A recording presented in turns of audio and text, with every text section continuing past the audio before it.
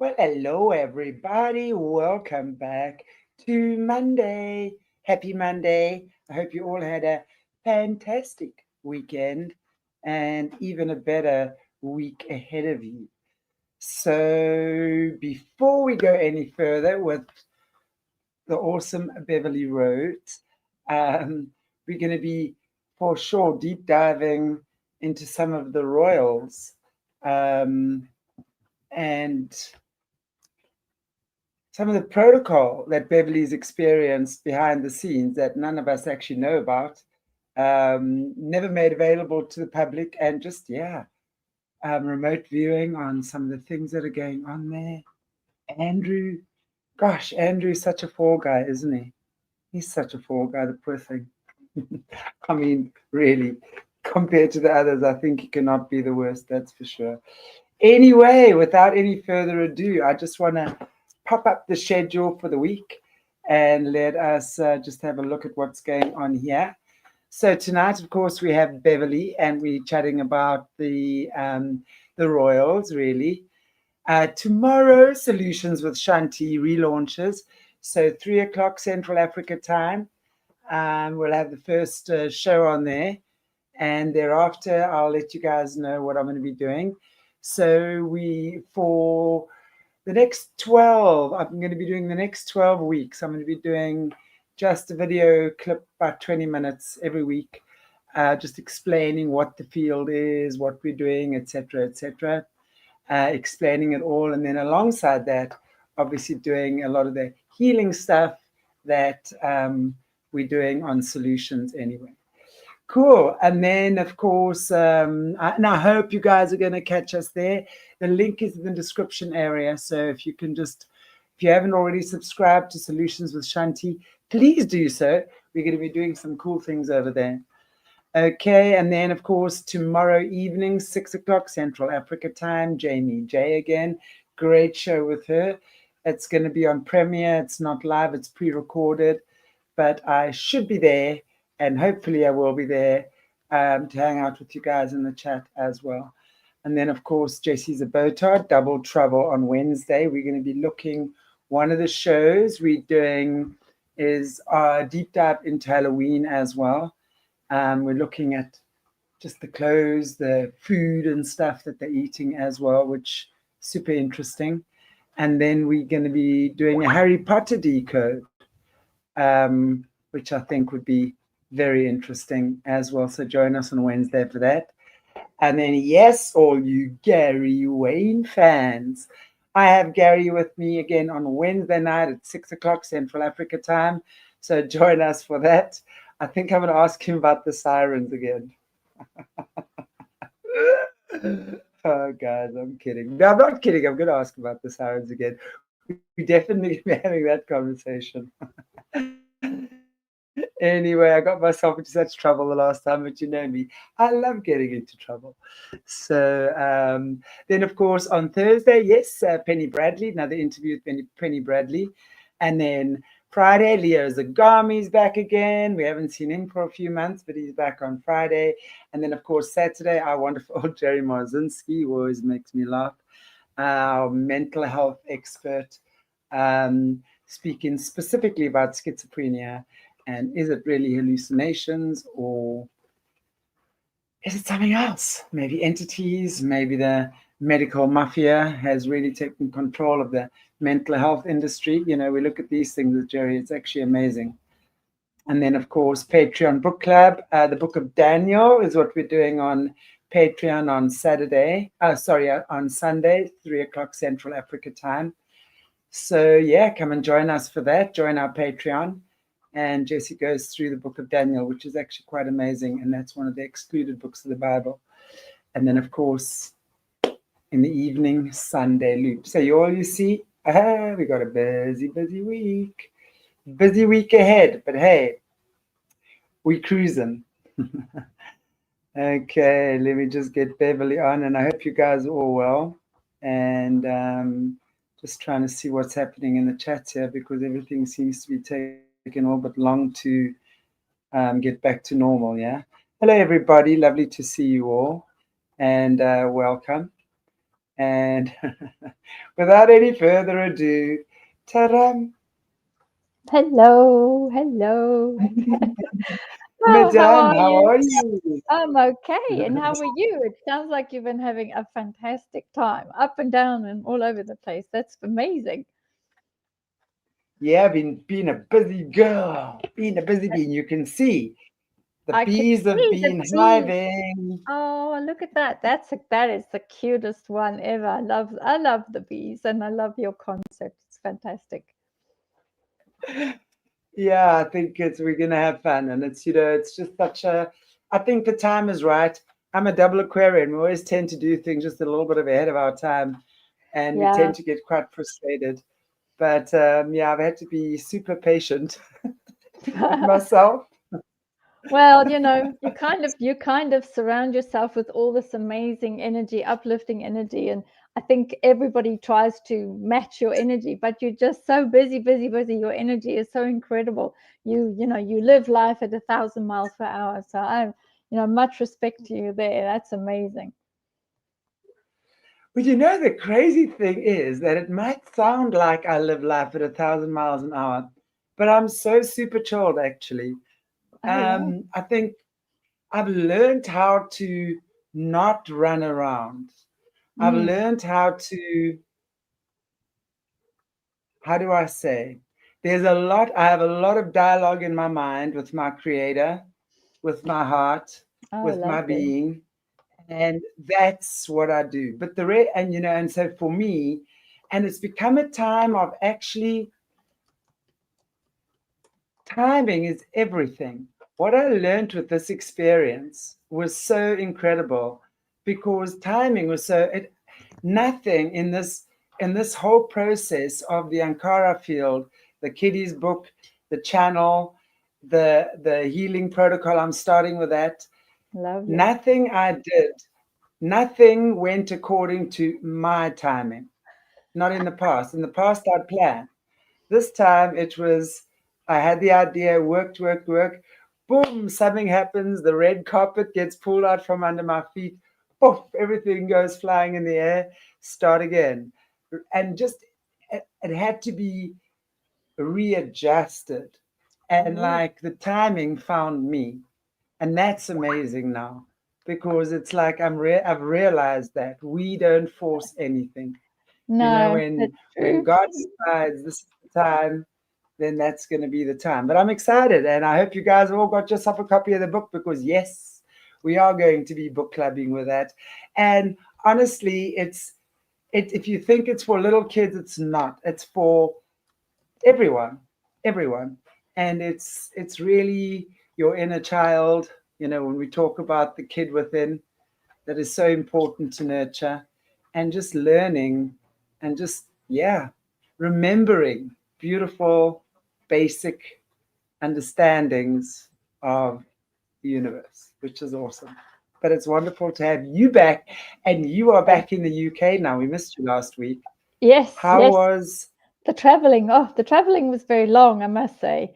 And landing back here at Heathrow, you don't realize when you're in it, you don't realize just how grey and the rain and the constant sort of drizzle and the dullness. You don't realize when you're staying some in another country that's really sunny, like in America, and bright blue sky and this the sun on your skin. You kind of forget it when you've been here such a long time. And when I came back, that was the first thing I really thought, oh my goodness, where is the sun? So yeah, it was interesting, but I think it's more difficult coming back this way. The what do you call it? The jet lag and getting used to the time difference, the 6 hours difference. So sometimes I manage and sometimes I don't. Sometimes I can't go to sleep until 2 o'clock in the morning.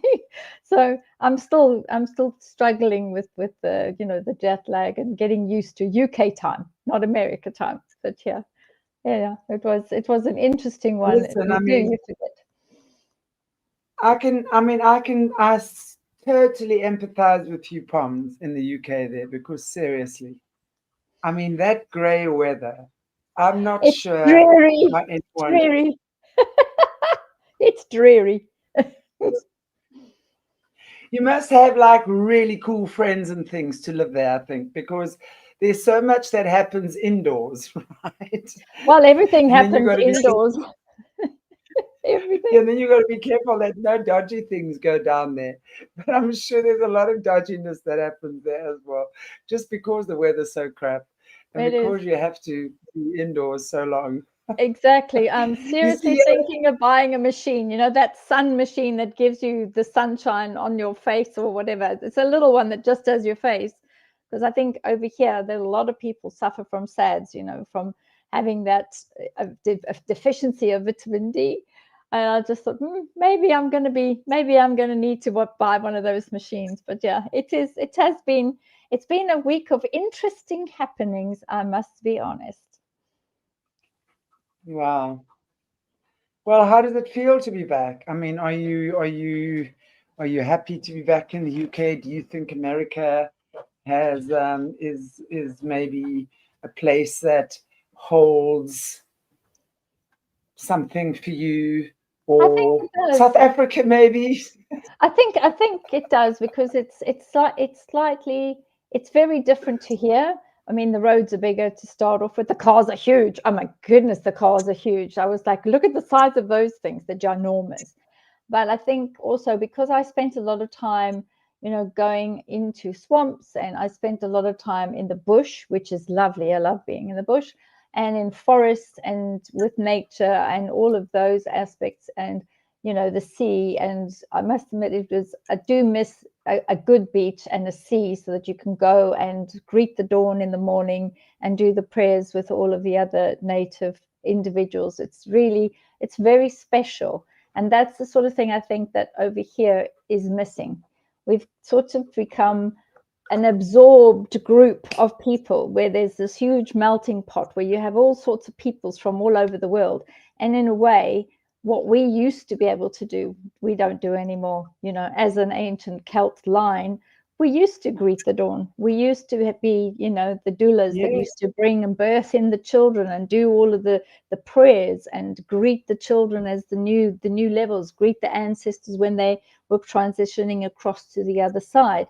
And that sort of thing, we're kind of missing out on that. And I noticed that, which was when I came back. I thought, well, a friend of mine's, his husband's wife, she passed away. So they buried her on the weekend. And I mean, they didn't do anything. They just did the service and that was it. They didn't sort of meet each other, go anywhere, and there was no rituals. There was no sending off of the spirit. And I did say to him, I said, did somebody open the window for her to go to transition? And he said, no, we don't remember those ways. So yeah, it's been quite an interesting one. So if I can get back to the land and get back to all the unusual things that I saw when I was there, I think over the next couple of years, my aim is to be in 2027 at some point, to be spending at least 50, 60, maybe even 100 days throughout the year, not in one stretch, but to be there for that level of time. I'm hoping to do that, because there's a lot to learn. There's a lot of amazing people out there that are sort of one of America's best kept secrets, because you just don't know that they're there. And that's the idea, is to meet with them, interview them, understand their ways, and just bring that awareness to the general cosmos population. It could be a lot of fun. Absolutely. I just want to do a sound test here. If any of the viewers can just give me a thumbs up or a thumbs down. Are you guys hearing us okay? Because I know often with Beverli shows we have a lot of interference. We do have interference. Yeah, I'm hearing interference from you. Oh, but I don't know if that's from your side or from your side. Okay, they're saying it's clear. It's very interesting, because they seem to hear you and they seem to hear me, but I battle to hear you. Oh Lord. So okay, yeah, it's funny that, and that's happened regularly on your show, especially. Okay, but then I'm going to say, I'm looking forward to what this show this evening is about. That's for sure, Bev. Good. And if you could, yeah, let us know what's happening with the royals. And I know we're particularly going to be looking at Fergie and Andrew and their connection, because, you know, we hear so little about her. And yet, in my opinion, Fergie, she's been, there's something about her, man. And I'm not. There's the growl. There's the growl. Yeah, I would growl if I were you. Yeah, it's crazy, you know, and their daughters as well. You know, we hear about them, but every now and again, now with all this conspiracy stuff coming up, you see them, well, Beatrice and what have you, doing this or whatever it is they're doing. But you know, I mean, they have to be. I mean, I'm sure they have to be involved somehow. The kids as well. All of them have to be involved. Maybe there's, you know, a cover life for more. For some of them, and maybe some of them get it easier than others. Who knows?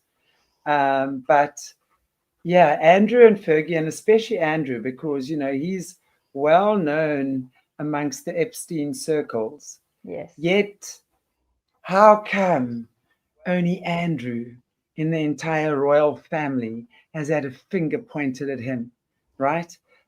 He's, for me, for sure, the fall guy. He's the scapegoat guy in that royal family. The poor thing. I mean, you just look at him and you can see he's completely battered. He's definitely been battered by those lizards. Love it. There's been a lizard fight, boy. Those claws were out. Oh, they were, absolutely. And the good thing is, you know, the world is not wanting them, as in the rules, to hold back anymore. The world has got that energy. The world's energy has changed.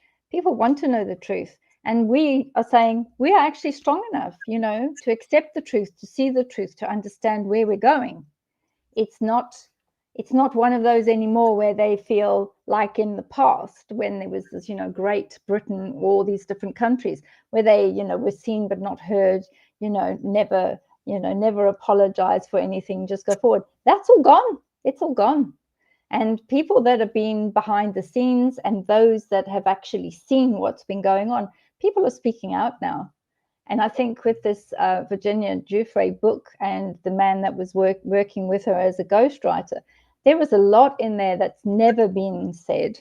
And the funniest thing was, I think we were talking about it before, is, you know, when you go to these huge state banquets and you go to the banquets, the different castles and the palaces and things like that, the protocols in there are quite difficult, because if you are attending, basically you have to spend time speaking to the person on your left, and that's during the first course of the meal. Then you have to speak to the person on your right, second course of the meal. And then the third course of the meal, you will then make sure that you try and eat what you can, but very carefully. And then when the monarch at the top of the table is finished, what people don't realize is the whole table gets cleared. Everything is cleared. So what others used to say to me is, well, make sure you eat something before you go to any of these functions, because you won't get a chance to eat. You know, everybody thinks, oh, it's great, you're going to this and you're going to that, and, you know, the family has got that going on, or so-and-so is popping up to go and see the Rhodeses, whatever. And actually, no, it's not fun. It's not great. It's stressful. Also, the funny thing is, and when I mentioned this to somebody else, they were like really shocked. And they said, you know, can you excuse yourself and get up off the table and, you know, go pay a visit? In other words, you know, go to the powder room. And I said, no, because everybody has incontinence pants on. So if you just don't. If you need to do anything, or you need to, you know, relieve yourself and have a wee, that's it. You do it where you are. And this is no, all that's absolutely ridiculous. I know, but it's true. And I think a lot of people won't know that. Wow. Because unless, you literally sit. Okay, carry on. You sit, and, you know, what's quite funny is when people are talking, and I must admit, you can't pee and talk at the same time. Trust me, I've tried. And So when you're going to the loo, you've got to you've got to keep chup still. You've got to be quiet because you're busy doing that. Your mouth can't work at the same time as you're relieving your bladder. So that's what you do. You just keep quiet and then you move on to the next thing. And that is the problem. You just make sure that that is, and you wait right through until the end of the event. Then you can get up and you can go to the bathroom and take off the incontinence knickers, either change them if you've got to go back in, or if you're going to go to another section or another part of the event. But basically, you're stuffed. It's one of those things. You don't, I mean, I think everybody was saying, oh, well, you know, you just excuse yourself and you go to the bathroom. No, you can't. That's not the way these things work. And that goes right through from the royals right down to any dukes, lords, ladies, etc., and then further down to ambassadors, diplomats, and things like that. So people get to realize that this is the way, this is what you do, this is how you, if you're going to be accepting an invitation to any of those, you've got to make sure that you know what you're doing and make sure that you're packing a decent sized, you know, incontinence pair of knickers so that you don't get up. But you won't eat. I mean, the first two courses, you'd be very lucky if you manage to just have a tiny, tiny spoon of something, because you will be too busy, particularly as a woman, you'll be too busy discussing with the chap on the left, and then you'll be very busy discussing with the chap or the person, well, it will be a chap because it's female, so it'll be male and male, female, male, female. Then you'll be discussing with whatever on the right-hand side, and you've got to make sure that it's absolutely equal. And because being female, you know, you do a lot of nodding and, oh, really? Oh, that's really wonderful. Thank you so much. You know, in hushed tones. But the first two courses, you're going to get nothing. You're just not going to have anything. And if you're lucky, if you can get a couple of little bits into your mouth and continue, you won't really get anything to eat. And this is what people think. Oh, it's fantastic. You know, you get a real nosh up, and you could do. No, you don't. So I thought I would just shed a bit of light on that, because, you know, we've got to really realize that some of these people, particularly those that really follow specific families, they've got them up on a pedestal. But, you know, it really is smoke and mirrors. It really is. And I know with Andrew particularly, you know, I was looking at his energy body. And when I was looking at his energy body, I was looking to see what was the connection between him and Fergie. So I've drawn up some of, I've put the pictures down the bottom now. I just don't know how to bring them back up. Do you know? Okay, so I've got the one here. That one. Yes, that's the one. So that is the explanation of, that's the Prince Andrew form. But then we've got the Fergie form on the side. And that is, there is this soul contract, and this it's almost like a very large, long energy body that connects the two of them together. They are connected. I do not see that connection being broken, and I certainly don't see that connection moving forward into anything else. So I don't see them agreeing to marry again, because they are so connected. They don't need a marriage document. They don't need anything else to allow themselves to be more than that is, because the two heart chakra points are so connected to each other. It's completely connected, linked. So this is one of the strongest soul contracts that, you know, that I've seen. They won't necessarily remarry because they don't have to. And that relationship is one of those that they also don't believe that if they asked the king for a blessing to remarry, which is like 30 years after they got divorced in the first place, it's actually dubious as to whether or not the king would actually give the Prince Andrew and Sarah Ferguson the rights to remarry again. So there's a lot of speculation about it, most definitely, and particularly with all the recent moves and all the changes and things, it is possible that they would look at this. But I don't see, with the way that the king's energy is and the level of disdain and not necessarily hatred, but he has a tremendous level of frustration with Prince Andrew. And also Sarah Ferguson is not necessarily the woman that was the right sort of woman for the family. And basically, you know, everything needs to be addressed through the king. And I think that they'll be hard pressed to go to the king to ask for a remarriage. So, and it's unlikely, it really is, because there's no real energy showing in either of their energy bodies that would be, yes, we're going to remarry, yes, we're going to do it. There's nothing in it for them. And at the end of the day, you know, the biggest aspect is she is the ex-wife. And if he wishes to move anything, change anything, and give something to her for safekeeping, the fact that she's away and that she is outside of that sort of inner circle, it's a lot safer. And with the things that are coming out in books and, you know, testimonies and all that, it's far more convenient for the two of them to stay separate. So I think that that's the key thing there. And I mean, she does stand by him anyway, and she stands by the children. The interesting factor is that she has this unusual yellow spiraling going around her toroidal field with her aura. And that also shows that she has got a duplicitous type of energy. Sometimes she likes Prince Andrew and sometimes she doesn't. So we've got that toing and froing.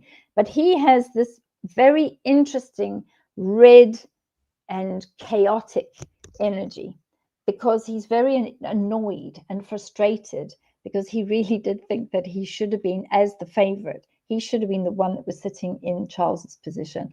And obviously he's not, and he never would be. So we've got all of those sort of angry areas, if you like, that are in his auric field. And he does find that the way that he has been treated, supposedly, is, you know, the woe is me, and I'm hard done by. And, you know, for him to have to agree to move out of the property that he was in, this is where this red comes in. He has that frustration and he has that anger, which I'm hoping, fingers crossed, I'm hoping that he will turn around and say, why do I have to toe the line? Which parts of me do I have to toe the line with my brother? And this is building. And you see this energy body here, this is building and building and building. And at some point, he will get to breaking point where he will basically chuck everything in. And I think that is showing, it's you know, when there's a volcano that's going to erupt, that's where he's getting to now, which is extremely interesting. And I'd never really bothered to look at him too much, because, you know, he's like persona non grata, really. He's one of those individuals that, you know, he's got as much, you know, charisma as a wet fish. And I never really bothered too much to look for him, because of all the things he's done, allegedly done, and there's a lot more coming out.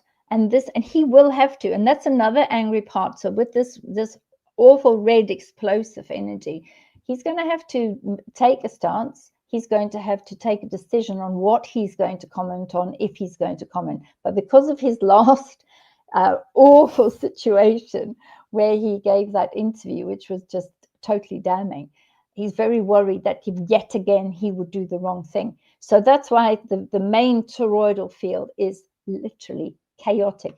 But you can see the two of them are connected as a soul connection. So I thought I would share that with you there. Watch this space, because there is a lot more coming out. There definitely is a lot more coming out. The other picture that we've got that I sent through was the. Just hang on. I wanna, if you don't mind, I wanna just ask you about this connection here quickly between them. Between the two, yeah. If you're looking at Andrew and Fergie and you talk about how strongly connected they are, it makes sense to me, you know, that their karmic connection is so strong. What do you think that's about? I get that she's never really fitted into the royal family. I mean, if you really go back, I mean, and gosh, after Princess Diana, I felt so sorry for her, because, you know, Princess Diana was obviously Princess Diana, and then she came along and she was so badly favored. But I'm wondering if you're just looking at that whole scenario with Charles and Diana, and then Fergie and Andrew, and the contrast in these two women, and the way they were received by the public. The one was absolutely adored. The one was made a mockery of. I mean, she was made a mockery of a lot of the time. They mocked her. They did. Right? Yeah. So, I mean, I'm trying to understand that dynamic. Yeah, I think that's a big thing with her, because she was, you know, the Fergie energy. When you look at her energy, she does have also a chaotic energy, although it's a different color, it's more yellow. But she did hide parts of herself. She also was able to hide pieces of her energy body, pieces of her personality and her emotions completely, so that she would become more socially acceptable. And she hasn't really had much success in that, in as much as, you know, there's too many disappointments around her. This energy field, particularly if you look at the image, the second one towards the bottom, there is another redness within that area around her torso, in her waist, and also within that chakra point. She never really was a whole person. She spent more time hiding, and she spent more time being and feeling shameful of herself. And of course, she never produced a male. So that allowed her to have this fire within herself to say, well, no matter what I do, no matter how I allow myself to be, and I try to please everybody, she's not able ever to step up and be not the chosen one, but be the one that everybody would adore. So, you know, it's almost like that energy for her, that had been sort of, the cloth was cut in that particular way. This is how she was always going to be. She only produced 2 females. And this is what was her disappointment. Plus, with what Andrew was doing, particularly, she had to look at it and say, well, you know, people surround themselves with particular people, which Andrew does. And she had to look at it and say, well, you know, he's not going to be able to fill any gap within the royals. He's not really going to be able to be the person that will have great potential, that will be fulfilling great potential for the royals. And from that point of view, that's why she realized that he was surrounding himself with individuals that were obviously providing clarity, but actually they never allowed him to shine. He was always told, this is what you need to do, that's what you need to do. And these energy colors are not easy colors. So both of these peoples at a soul level, they have chosen a path that is very hard. You know, they try to call on themselves and on the universe and whatever abilities that they have, but they've never been able to, either of them, been able to find solutions and move forward in a positive way. Not at all. He has this very red, fiery issue in his aura and his toroidal field. They're connected at a heart level, at the heart chakra, they're connected. And then with her, she has this bright yellow, swirling, whirling type of energy body where, once again, she doesn't feel supported. She doesn't feel that she has grace. She doesn't receive guidance from the right places. But I think the one area that does bind them together is that they're both very stubborn and they're both opinionated and entitled. So they won't allow themselves to be led by the right people. So it is a very difficult situation that you see happening between the two of them. And you are very right, is that they are the types of individuals that are going to be those that we get put out of the royal family, and they are the ones that will be finally ousted. Whether that's now, whether it's next year, or whether, you know, it only happens once key individuals in the royal family transition and go across to spirit, this is where these sets of colors are going. So although we might call it, I don't know, we might call it sort of sacrificial, or the person that's going to be, you know, has to surrender and be made a laughing stock of, it will be for both of them. And that is where those energies are, because there's no deep trust from either of them. They don't trust people, they don't trust themselves. And when you start having a look at where they were and what they were, and how they battled with each other. They are not in an idyllic situation. They can't let go of this distrust. They live within that. And they've got so comfortable living in a distrusting environment that this is the way forward for them. And I didn't put all of the other colors in there because then it would have been a little bit too busy. But you can see there that the way that this has been created, there is no safety net for them. And also they don't feel safe. But the one thing that they do have with this unusual, strong, vibrating, wavy energy between their two heart chakras, they feel together when they stand together back to back that they are unstoppable. So I wouldn't put it past them that these two will have some sort of a go. And they will start looking at the skeletons in the closet, because that red energy is fiery. And he might even turn around and say, well, you know what, I've got nothing else left to lose. Because actually, theoretically, when you look at the center of Prince Andrew, he doesn't have anything left to lose. He can't deepen his trust in others because he doesn't. So when a rat is cornered, this is when they're very dangerous. And these two energies are showing they are cornered.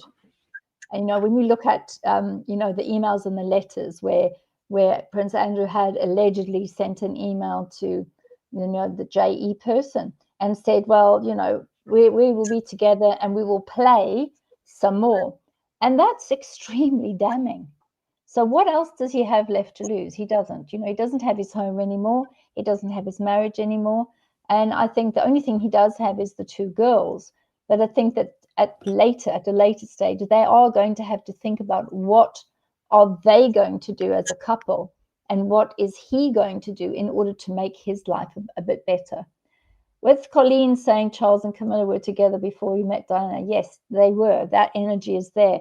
And funnily enough, they have a very similar bright red, which we're going to talk about Camilla and Charles and others on next week's show, because I'll start looking at this and do a remote view on where they are, what they were doing, because particularly with Camilla and Charles, that is a very interesting connection.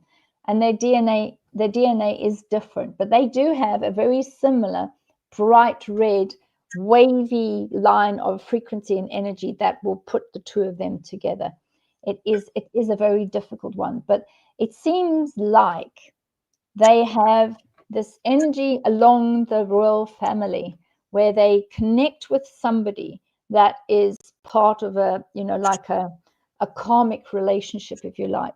And instead of filling themselves with, being energetic, being light, being all these good things, their schedule is not a sacred schedule.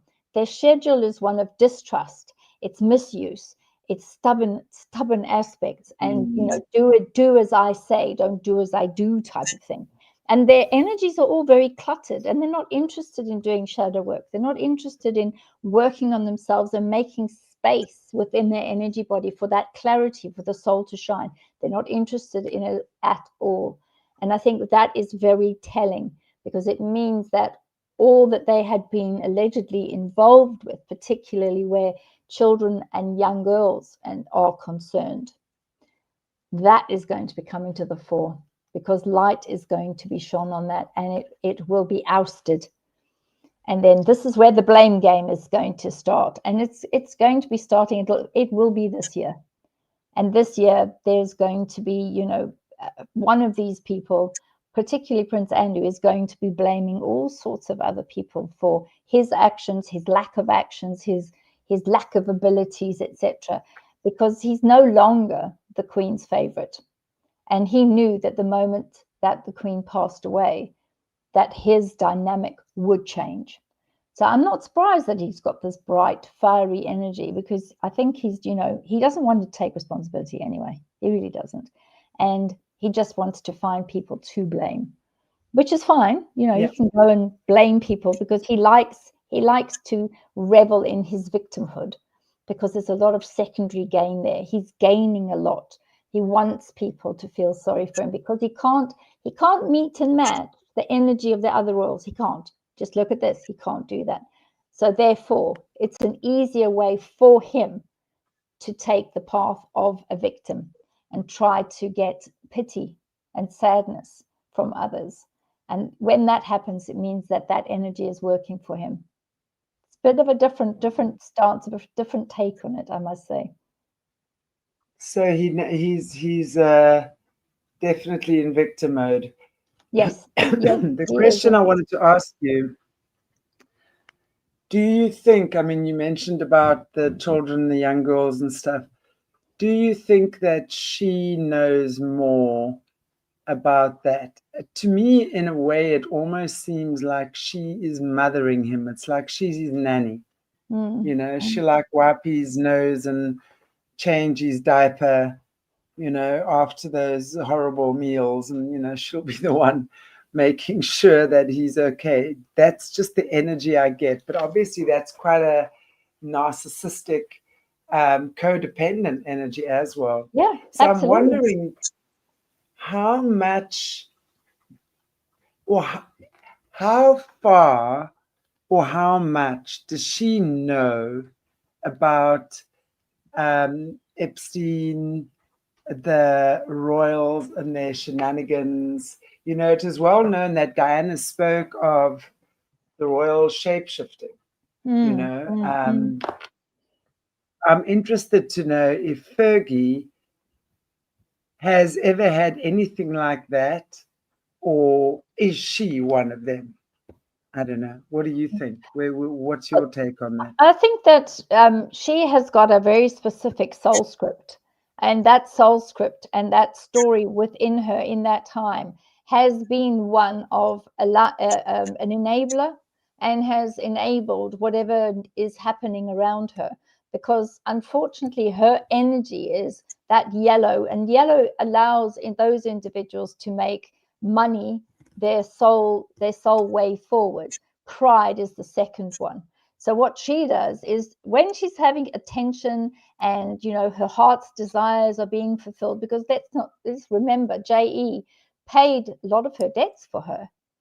But what I found when I was remote viewing, I found that she also went with the two young girls, her daughters.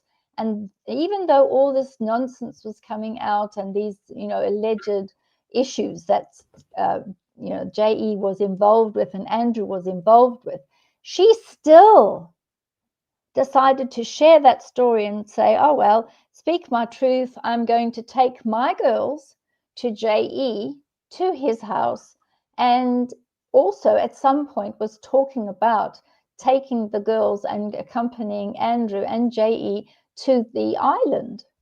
And these are things that individuals are not aware of. And all of this is going to start coming out. So yes, she does know everything that was going on, and she was an enabler of it. And I think that when we start seeing her trying to backtrack and trying to say, oh, you know, I didn't do this and I didn't do that and I didn't know, I wouldn't personally, with the energies that are there, I would not believe her. Because what mother takes her two younger girls to an apartment or to a property, whatever, with a JE person who was a known offender? Why would you take your two daughters that are the same age, more or less, of his chosen, you know, nubiles, to use the word used in the press? Why would you take them to go and see him? That tells me, just that action right there tells me, yes, she knew everything that was going down, but she was protected. She was in this cocoon. She was totally protected. And she didn't have to worry about sharing anything with the world, because she knew that she had the upper hand. Because JE would not go choosing her children. It would be some other person's children that would be in danger. So, you know, yes, she does. She's telling herself her own fibs. She's trying to believe her own lies and try to believe her own press. And it's just not going to work. So I would say the next sort of 10, 15 months, there's going to be a lot that's going to come out. There'll be more evidence that's going to come out. But yes, they are both going to be, as you rightly said in the beginning of the show, the scapegoats. They are going to be the ones that will be ousted, changed, and they will never ever be the same again, because this is their path. That's wild. Wow. Okay. Here's another one that's popping up. So this one is the position that Fergie with Andrew was in. So when you look at the position that she was playing, and she was then allowing herself to feel in the beginning, but then she also shut herself down and decided, well, no, this no longer serves me. I need to remove myself from the situation. And that was over time, where she then took the love energy that she had, because originally it was quite a pure energy and she wanted to feel love and be loved. But that never happened. So that large toroidal field with the pink loving energy, she had to then take that, shut it down, because she basically knew too much. And this wave, she had to move through the wave, and it did last quite a long time. And unfortunately for her, there was never, if you have a look at this big donut ring going around her, there was never any space in there for anybody else. There was never any space for anyone else other than Andrew. So she's locked and loaded. She is locked in there. She cannot release herself from that area because she's locked herself in. He's locked her in, and that's pretty much their fate. And when you look at individuals that she had around in her life, there wasn't anybody else really of any circumstance or any particular level that could have been the right person for Fergie. The connection between him and her is paramount. And even though there's a lot of risks with what she was doing, and the level of uncertainty and chaos, particularly with her as a vulnerable person, that's why you've got the pink energy is still there, where she's desperate to be loved. She's desperate to feel love. But the issue with that is the most that she can do is use that energy to be brave and try to allow herself a new level of belief and willingness to move forward and take whatever's coming to her, because there's a lot of hardship that's coming to her because of not just her actions as an enabler, but also because of Andrew's actions. And I think she knows this deeply as well. You know, she knows that in a way she's alone. And that's why I thought I'm going to show this energy, because today we're doing Andrew and Fergie, and I'm just showing where she's at. And these are all desperate measures, desperate times for both of them. So when you start hearing things and seeing things, then these images that I've created, utilizing AI and putting in what I've seen, this is where the problem's going to come in. And you've got this, is that because they're so alone and because they're like rats caught in a corner, they can come out fighting. And I'm very interested to see how they're going to flip this, because they are going to try and, spill. Hello, Kitty. They're going to try and spill the beans. They are going to try and spin. They're going to try and spin it. But in all fairness, if you have a look what happened with Emily Maitlis, they weren't able to spin anything. They were done too, and they aren't able to spin anything positively for themselves. So they don't have any self-love. They don't have a growth, and they have no reason to want to heal, because they still believe that, they are all the be-all and end-all. I'm the one who decides things, and you have got no rights. And they're still in that mindset. Absolutely still in that mindset. It's very interesting what you're saying.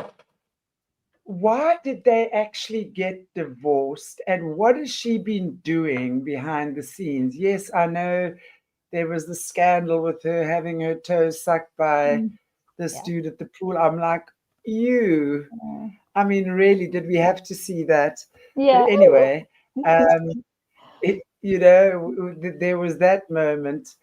But then after their divorce, she definitely tried to stay relevant for a while. I remember she was reading or writing kids' storybooks at one stage, Mm. and then that didn't go too well either. Maybe it wasn't her even writing them, right? We know by now that's usually the case. Mm. But where has she been? What is she doing behind the scenes? Because you don't hear from her much at all anymore. I mean, we're seeing the younger generations, but Fergie kind of got away. And that's why I'm like, where did you disappear to? Because normally, you know, you at least hear about them. And especially, she's the ex-wife of the royal pedophile. You know, Yeah. one would have thought that she would have had more people trying to interview her or keep her relevant, or you know what I'm saying? Mm. Where Mm. did Fergie go? I mean, I get that there's this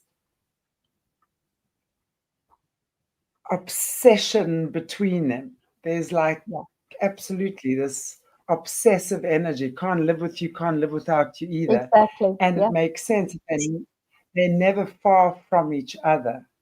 But why don't we hear about her? I'm super suspicious Yeah, I about would her. be. I would be. Too Let's not be quiet. mistaken. You know, she does like to take big risks. She does like to be, you know, in the limelight. But the biggest risk that she took was by getting a divorce. She is basically holding in her hand all of what was happening in the marriage, everything that she knows. She's very good at keeping secrets. And she's almost like a Ghislaine Maxwell in a way. They are very, very similar. They keep the secrets. They make sure that they don't say anything. You know, they shut up and put up. And they've been taking a lot of big, scary leaps and trying to get themselves to a point where they're vindicated, or getting them to a point where their own desires are going to be fulfilled. She can dish the dirt. And she has agreed with her energy. She has agreed, I will take whatever I desire and do what I want, but always know in the background, I can dish the dirt. I know too much. And I can make a move towards rewarding you for being a good boy, or rewarding you for being good royals.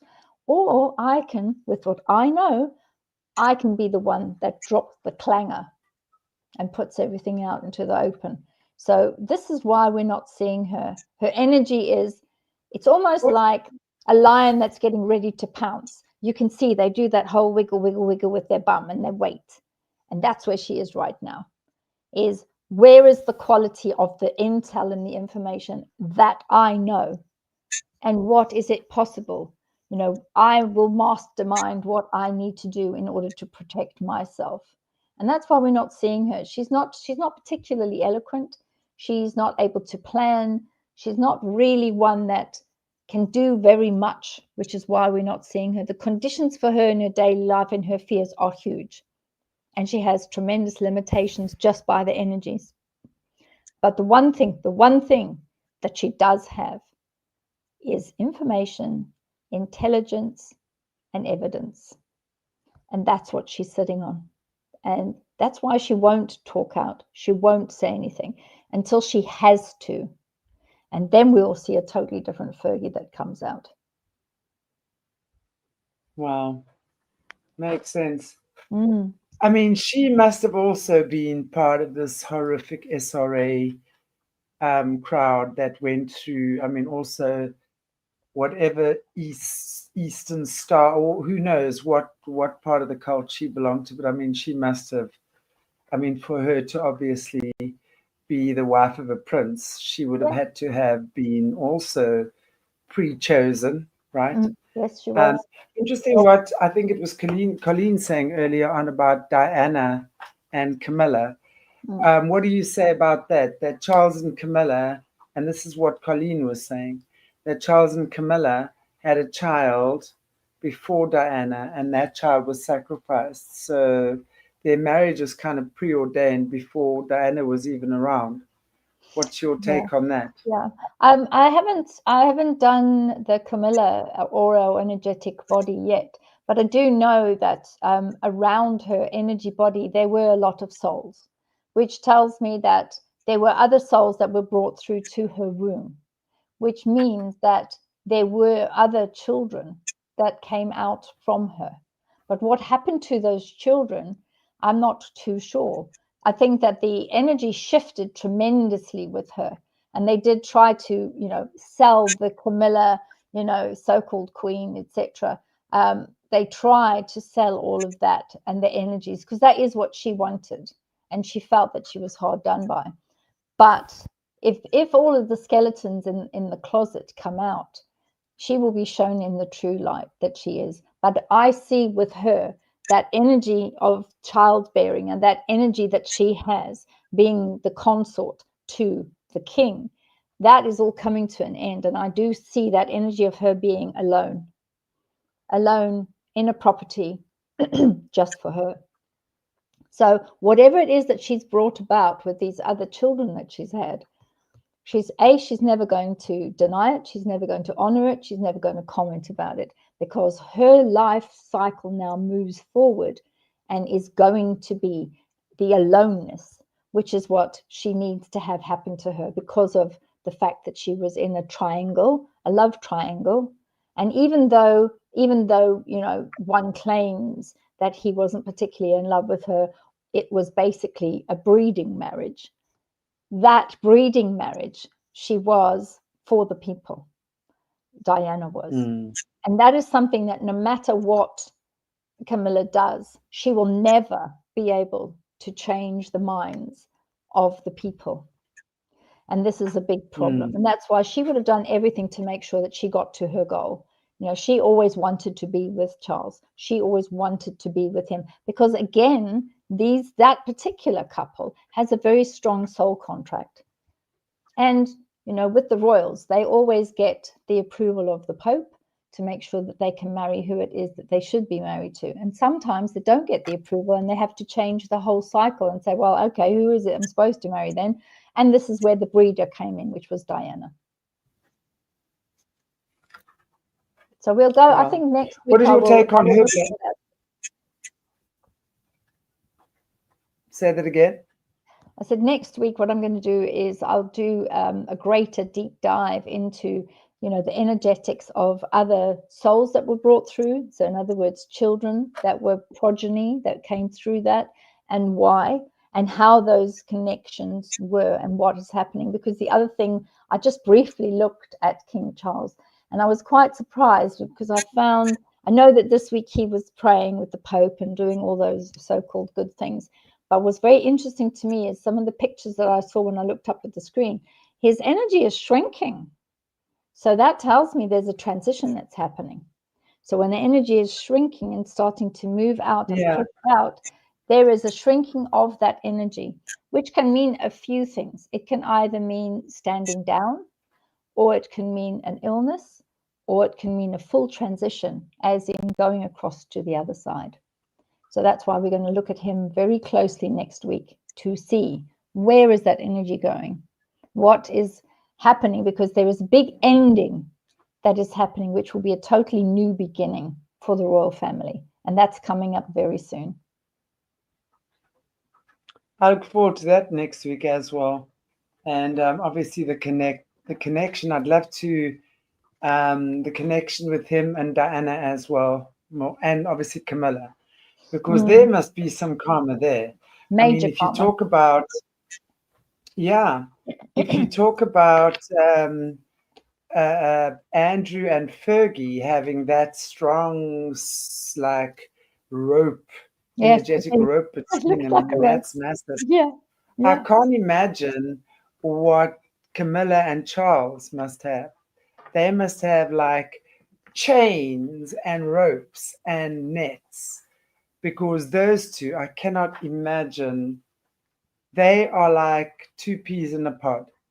If you believe in the twin flame theory, I reckon those two are probably close to twin flame. They even look the same. Yes, it's bizarre. It is. It's very strange. Bizarre for me to see. Yeah. But I And of think, you know, course, the next six months to 1 year, there's going to be so much that's going to be uncovered, because the energies, I call it popcorn energy. I'm sure you've heard me refer to yeah, popcorn energy before. And it's boof, boof, boof, boof, boof, boof, and it's all over the place. And it's one of those where there's so much, that's so many questions, and the human peoples, surface dwellers are up in arms about being possibly lied to, because they're not sure what is truth, what is lie, what is fact, what is fiction, what has been made up. And this is the issue. And we're trying to notice, how do we feel? What do we want to see? And, you know, what is happening to the monarchy and the changes within the monarchy.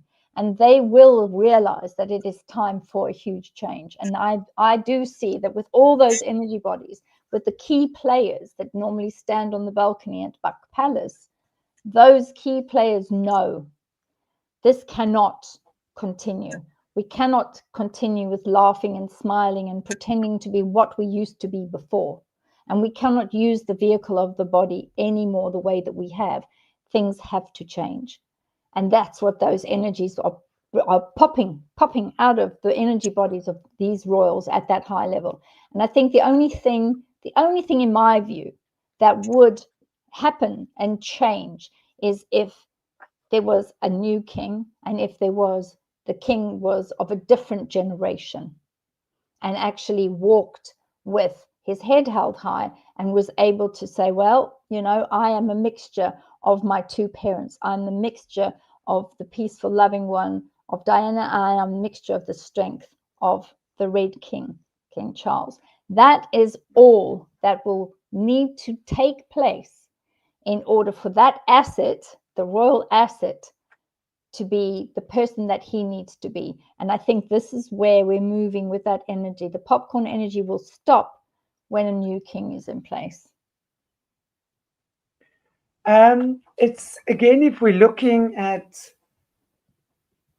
rumors, and I've also heard what Colleen is saying, that both Charles and Diana had the right DNA to give William all 13 strands of DNA, the bloodlines, and that's why they kind of got together.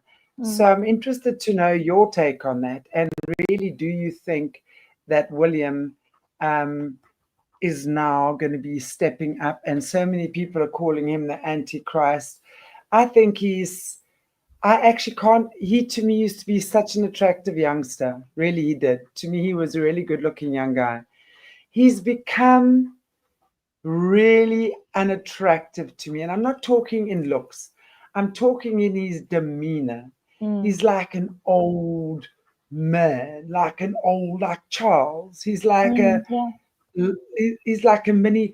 I'm like mortified to see him obviously participating like that. And of course, then we're looking at all the shenanigans around Catherine. I mean, is she dead? Is she alive? You know, was she sick? You know, all of these things, and how much of a role did he play in her either being sick or unalived or whatever the case might be? I don't know. Should we talk about that maybe next week? I don't know how much of time or information you have around that now. You're on mute.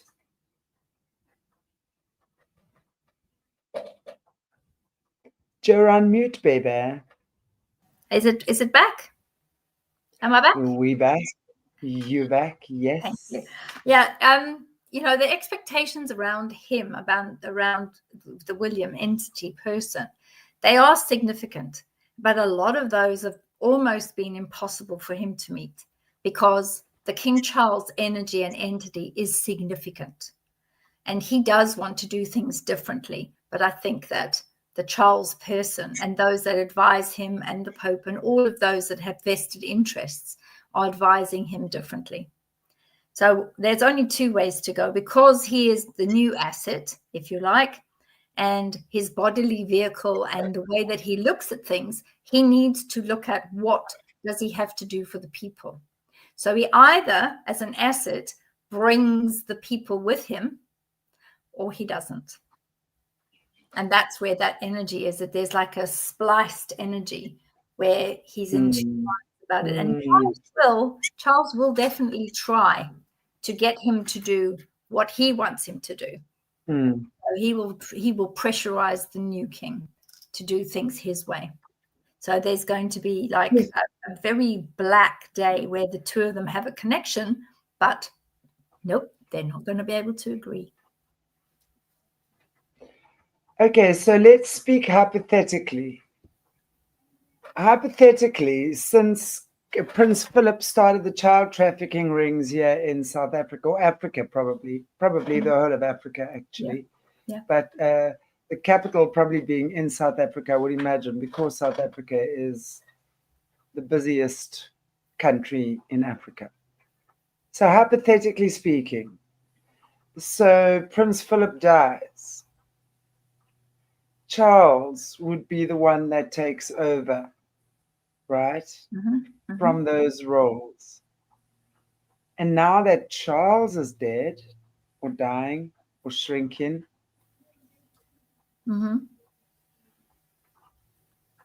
well, this is it. It has to be, the world has got to decide where they're backing. And I do think that because the energy of the young king is a decent enough energy, but unfortunately, he has been born into the shift of Africa and all of the Commonwealth countries that some of them that are still there, they still have that level of power. And even if he tries to utilize, the soul that was within Diana, which is 50% of his DNA, even if he tries to utilize that, individuals that are around him in the royals, and particularly his father, Camilla, is totally out of the picture on that score. She doesn't have any say with anything, and it's not particularly well liked either. When I look at the boys and I look at how her energy is, they don't particularly take to her, and I think it's actually worse than what we might think. That's it. Yeah, definitely. They're not interested. They know what she did. That's not even a question on my lips, that's for sure. I know they don't like her. Yeah, I know that. I know they've got nothing but disdain. It's written all over them. Exactly. Yeah. I agree with you there.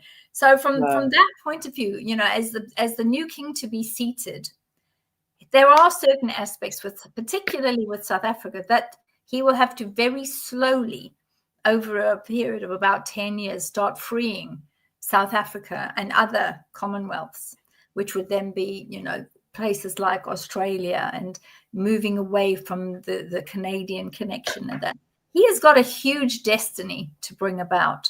But the most important thing is for him to maybe not even acknowledge publicly what has been happening, but find a way around it. He has to find the solutions, because Charles will never find the solutions, because he's been benefiting all these years.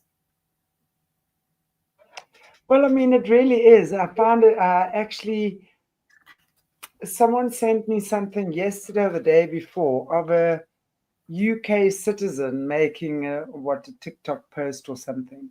And it's so true, but it is so sad. This guy saying the UK has nothing, and it's literally collapsing now. But literally the UK has colonized every country on this planet, just about. So they've stolen resources, the UK government, that is, right? They have stolen resources from every continent. I mean, look at that queen with that diamond in her crown, the biggest diamond ever. I think it's the De Beers diamond that's sitting in her crown. Cullinan, that's right, Cullinan diamond that's sitting in her crown. I mean, can you actually believe that? It's like, give Africa back what belongs to them.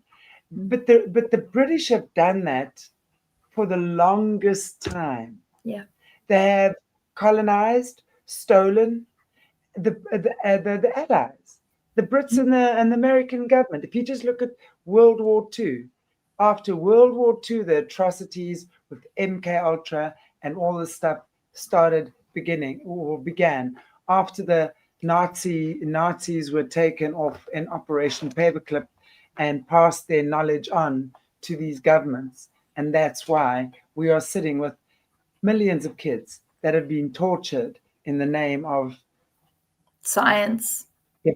Demonics. No, it's not science. Demonics. Because science does not say hurt a child like that. I mean, if you just think about some of what these kids have been through, it's absolutely on another level disgusting. You know, and unfortunately, the British government has played a huge role in that. And that, unfortunately, is now a time to pay the piper. That's the way, and I feel sorry for the people of Britain. I do. Hey, I've got more British blood flowing through my veins than any other blood, I promise you now. So I speak almost as a Brit. I've got British, German, and Dutch. That's my blood. So it's crazy when we see what's happening in the world now. Someone was saying to me in the UK that at the Ishmael religion, Islamic. Islam, the Islamic, I mean, it's ripe. It's apparently taken over, and they're waiting. I mean, and people are scared, you know, and it's a crazy time. It is absolutely a crazy, crazy, crazy time. Wow. And that's the thing, you know, the King Charles, that the energy with him at the moment, his focus is not on his country. His focus is on himself because of the state and condition that his physical body is in, but also his mental body and his spiritual body. His focus is totally in a different space. So the new king is the one who's going to have to know and understand how to, you know, lead the people and make a change. But it's extremely difficult because since the current king came into his power, there's not really been too much that's taken place that's been positive. If you look back at what has been going on, there isn't really, I can't see anything that is specifically hugely positive. You know, we haven't sort of suddenly, you know, taken the world stage in commerce and become, you know, manufacturers and done all these things. You know, there's the poor farmers that are just, you know, they've been ground into the ground. You know, and this has to change. But the king that we have currently is not the person who will be able to change it. It has to have. No, he's way too. It's too late. Yeah. It's going to have to be somebody that will put the people first and be in a position where we can all be put onto the right path and change the energies of the fear-mongering. Be passionate. And this is the thing, you know, none of the royals at the moment are in a position where they're passionate about the people. They're not. The energy is not there. So that has to change. It's all about themselves. It's all about themselves. No, it is. It really is. Me, myself. But I love, you know, if you just, if you love this whole, what do they call themselves? Gen Z, the new ones. Gen X, Gen no, the millennials. The millennials. It's actually the millennials that are kicking ass right now. Yeah. Look at it. Look what's happening in Nepal. It's the millennials that overthrew the Nepalese government. Right? I mean, look at Ibrahim Traore from Burkina Faso. I mean, the guy's 34 years old. Wow, 34. I don't think he's a millennial. I don't think he's a millennial. That doesn't make him a millennial, right? But he's still a youngster. And it's like the youngsters that are actually saying, we're sick and tired of being sick and tired. And it's good. It's good. Because, you know, we need to stop this. Honestly, this greed, this corruption, this stealing, there's enough for everyone. And seriously, a few characters need to exit the planet. That's for sure. They've done their time here now. Now they need to go somewhere else and go and do some hard time and pay the piper over there. They need to leave our planet. Let us sort out what we need to sort out now because they fucked it up enough. And there's those of us that are coming in that are saying, okay, enough already. Put off you go to Siberia on the outskirts of Mars, divided by 3 million light years. Yeah, and that's it. And that's it. We got to get to a point where, you know, we're sick and tired of apologizing for our truth, and we've got to look at, you know, what is it that the royals are afraid of losing? Because really, that's what it boils down to. They're afraid of losing their wealth and their power. everything, because all their wealth and power depends on others. They've built their wealth and power on everyone else, on everyone else's resources. If you have to go into those museums and take out those artifacts there and give them back to their rightful owners, within a week, the monarchy would be bankrupt, for sure. Because those artifacts, think about it. It doesn't belong to them. Think about it. Yeah, it doesn't anyway. belong to them. But No, it doesn't. This is what I think what we've got to look at, you know, is what are their beliefs about money? What are their beliefs about power? And where does this match them? And when we go back to what today's show was about, was Fergie and Andrew, is what they want, their dreams are not matched. When you look at their energy body, what they're doing and where they want to be, they're never going to be able to get to where they want to be. So I think at some point it will be a case of move them aside, make a space for a new entity, a new power, a new person that will be able to dig everybody out of the SH1T that everybody's in, because it's not going to be. It won't be the boys. We need to dig ourselves out of the shit. It's that simple, Bev. You know, this thing that we sit there waiting for someone to save us is pathetic. We are pathetic. We are pathetic when we think someone is coming to save us. And yes, do we need good leaders?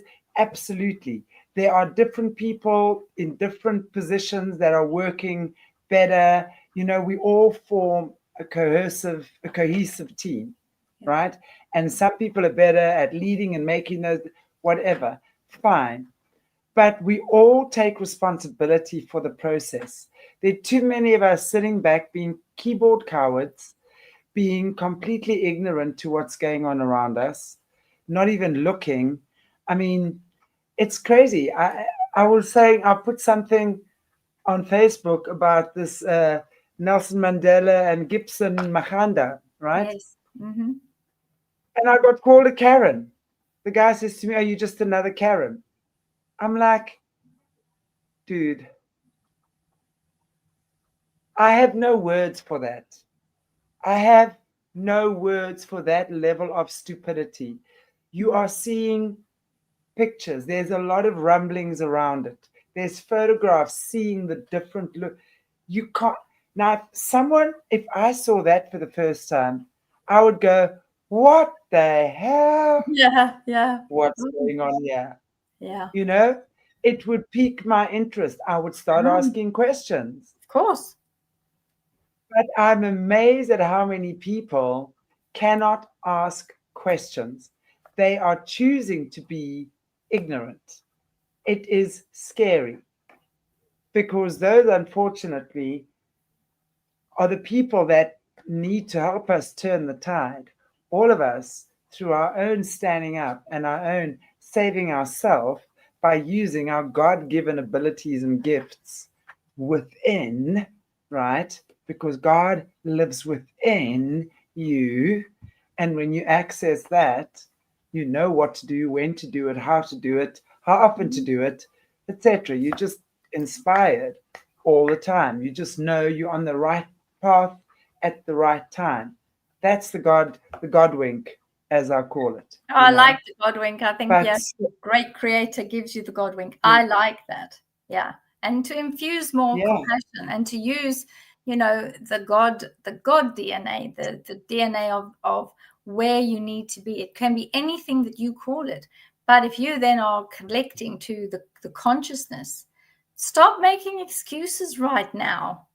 You know, start moving ahead. If your body could talk, what would it say? What would you say to be able to moving forward? How would you move that? What excuses would you stop saying? Oh, I couldn't do this. I couldn't do that because of this, whatever. No, start deciding, you know, use your light positively, make your decisions, understand what's happening in front of you, you know, wake up, stop being unconscious and living your life as an unconscious being and just allowing things to happen to you. We don't need to live as an unconscious being. We were born conscious, sovereign over our souls. Use it. Exactly. Exactly. Beverli, thank you, as always. I look forward to next week. It's going to be an interesting one because Yeah. I'm going to have a really good deep dive into what is going on with the two of them. And I'm going to have a look at some of the images that were posted around, King Charles and his time with the Pope and what was going on. I'm going to try to look at it and project it and see how far does that energy go, because things are changing at a rate of knots, literally in the blink of an eye.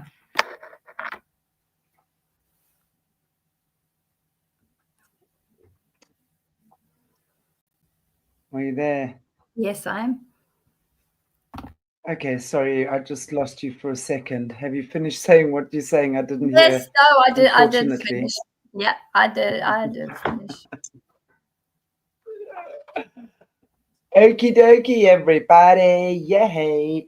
Thank you so much, all you amazing, gorgeous human beings, for being here with Bev and I tonight, talking about these things. It's always so fascinating. And there's so many questions, now that we know what we know. And Yes. I agree, it's so good to know this information and this knowledge and to see how this system is rigged, and these people in like the Fergie, the Andrew, the Princess Diana, the Camillas, Charles, all of them, they are pawns, they are puppets, and they are actors on a stage, and they have handlers. Of course, they tell all them have handlers. Yes, absolutely. There's nothing free about that life. We can see them in all their princess pretty clothes and what have you, in their glam lives, but wow, there is just nothing that beats freedom. There's really nothing that beats freedom.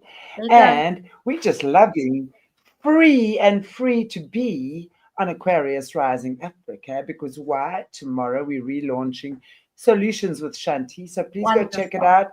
If you haven't already, subscribe to Solutions with Chanti. It's my second channel. And the link and everything is in the description area below. I'm starting just to do a series of 12 videos tomorrow explaining what the Ankara field is and how it works, and how we are all moving together in this amazing, beautiful, creative times. We're all gathering our tribes. I don't give a rat's ass what the dodgy dark Doras are doing. We are having a cruising awesome time on this channel, that's for sure. And I always say thank you so much to our amazing viewers. You guys make it easy to be at work every day. Yes. And let's hope that in the next few weeks that purple glowing light that shines out of you, let's hope that connects with a new worldwide ability to send it out through these beautiful sessions that you put onto the YouTube. And we can get them out and get them onto a TV station so that you can go live internationally, worldwide, not just on YouTube, but also on a TV station. So fingers crossed that all takes place and you'll be able to launch that, because I think that would be a fantastic platform for you. Well, I just think I see amazing things happening. I see this as a time for healing. I see this as a time for awakening. I see this as a time for gathering together. And I'm honestly, it's tough. It's challenging. There are days where you go, but there are days, you get up and you just know it's a good day, and it's just amazing. And I really, it is a good day. Every day is a good day. It is what you decide it's going to be. So I want to just say again, thank you guys.